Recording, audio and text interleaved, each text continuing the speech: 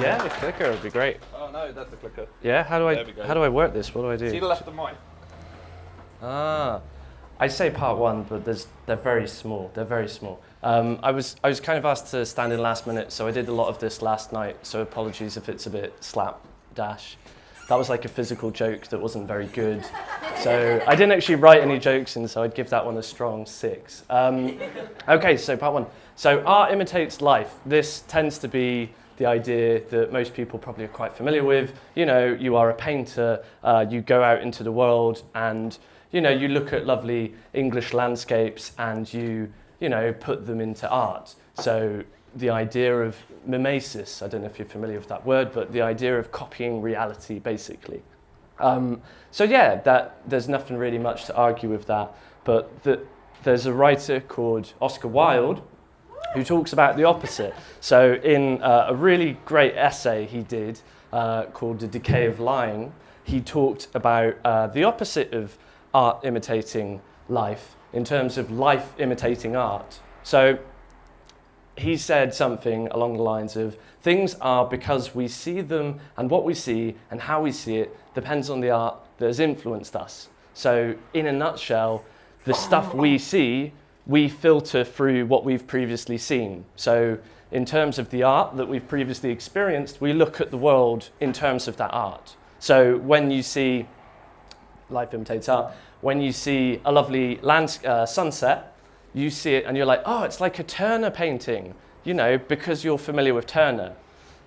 Yeah, does that make kind of sense? Sorry if it doesn't make any sense and I can go away. But the idea basically that you're looking at the world in terms of the art that you've digested. So you look at maybe, a lovely sunset in terms of a Turner painting, or, you know, London doesn't really have much fog anymore, but if London was foggy right now, you'd look at it in terms of a Dickens novel, yeah? You'd be like, oh, I'm not living in a Dickens novel. Or something like this, which I'm going to read really quickly just because it's a really great bit. Fog everywhere, fog up the river where it flows among green alts and meadows down. Fog down the river where it rolls defiled, among the tears and shipping and the waterslide pollutions of a great and dirty city. Fog on the Essex marshes, fog on the Kentish heights, fog creeping into the cabooses of Rolia brigs, fog lying out on the yards and hovering in the rigging of great ships, fog drooping in the gunwales of barges and small boats, fog in the eyes and throats of ancient Greenwich pensioners, wheezing by the firesides of their wards, fog in the stem and bowl of the afternoon pipe of the Raffles skipper down in his close cabin, fog cruelly pinching the toes and fingers of his shriveled little apprentice boy on deck, chance people on the bridges peeping over the parapets into the nether sky of fog, with fog all around them, as if they were up in a balloon and hanging in the misty clouds. That's from Charles Dickens' Bleak House, but you can imagine after that people were like, whoa, there's like fog fucking everywhere. And then, you know, you look at London at the time and you're like, whoa, it's like I'm in a book. Okay, anyway, enough about books. So video games, so art, books, who the fuck reads anymore? Like, we all play video games. So we look at the world largely in terms of video game systems. So if we've all grown up playing video games, you look at the world, or I personally look at the world sometimes, as a game. An example someone gave me in the pub last night when I was coming up with this was the idea of like, oh, when you're like packing shelves, you think, oh, it's like Tetris. It's like I'm in a game of Tetris. Like you are, you know, you have to squeeze things in and rotate them to that degree. I personally grew up playing point-and-click adventure games, really love point-and-click adventure games. So a lot of the things I see in the world, I see in terms of point-and-click adventure games. So I go to a pub and, you know, it's a confusing mess of sweaty people. It's a lot easier to think of it in terms of, you know, oh, I can like go over here and pick up a pint and then drink it. Or talking to real people with like faces, you know, it's a lot easier when you think about it in terms of, I've only got 4 options of things to say. It makes my conversation options that little bit more limited and therefore better. Or things in my pockets. I might have things in my pockets, but it's easier to think about it in terms of an inventory and combining them. Now, I might be mad, but I think probably a little bit, some of you might do this to some degree as well. So again, yesterday, or the day before yesterday actually, I decided to take this to its logical conclusion, part 2, and decide to apply a to an actual real world situation and treat it completely as if it was like a point and click adventure. So I found this guy and there was a door I wanted to get into. So I decided to treat it like a point and click adventure. So I tried talking to him. He said, "Who the fuck are you?" And then I had to choose from a series of options. I said, "I don't know." And then he was like, "Well, I'm not sure what you want me to do about that." And then, I had to think about that. And then I decided, well, can you let me into that door behind you? And he was like, "Certainly not." Like Alan Partridge. And then I decided, well, what am I going to do? So I'm going to go to the bins. This is how I would approach a real world situation, as if it were a point and click adventure game. Pick up a banana.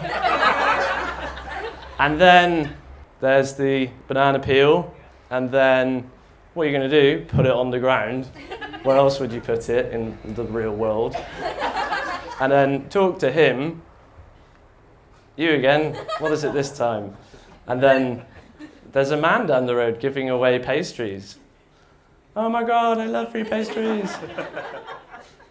He goes, slips, doesn't actually slip, comes over, punches me, I'm down, he goes back to his post, game over.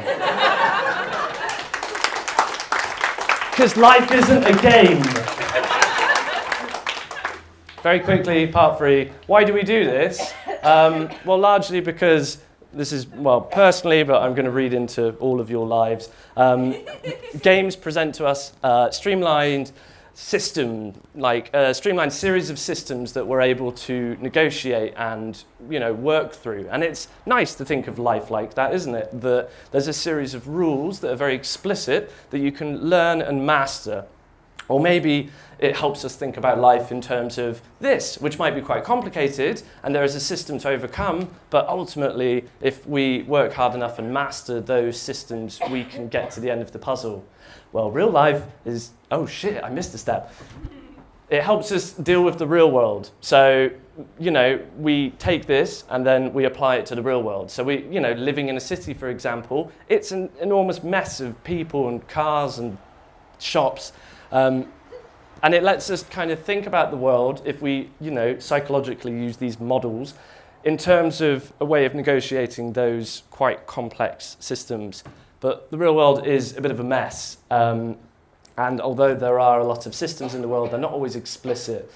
So there's a tendency to look at the world in these terms, and it's a great kind of coping mechanism in some ways. It's a coping mechanism of living in a city or just living in life, of being able to look at it and calling on the art that you've seen, in this time computer games, to create a model in which to basically judge it. But, I just kind of wanted to end on the fact that we should celebrate that life is a mess, and that although computer games provide systems which make it easier for us to maybe understand the world or think about it, life is ultimately messy. And this is something that computer games can do, but I think it's a good thing to generally celebrate that life is messy, and that's the end of my talk.